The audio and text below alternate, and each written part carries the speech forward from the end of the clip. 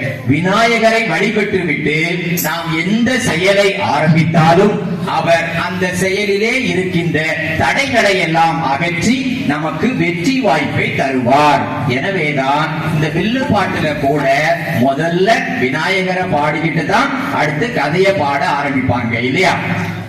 அனை மாமுகுந்தோனே அரணாருட புத்தீரனே அரணாருட புத்தீரனே ஆனை மாவைத்தோனே விநாயகா அன்னை பார்வதியாழி தடுக்க பாலகா சொலை மாமையில் முருகா செந்தூர் மடி வேல் முருகா செந்தூர் மடி வேல் முருகா வானவர்க்கு உபகாரியானவா நீ ஆடும் மயில் வீதில் ஏறி போலிவா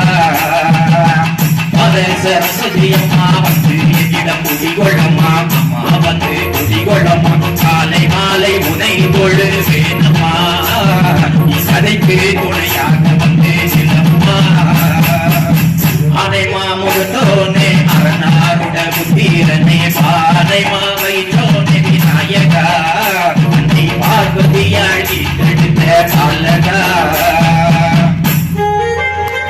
இப்படி இந்த விநாயகரை வணங்கி விட்டுத்தான் அந்த வில்லு பாட்டுல கூட அடுத்த கதைக்குள்ள வந்து போவாங்க இல்லையா?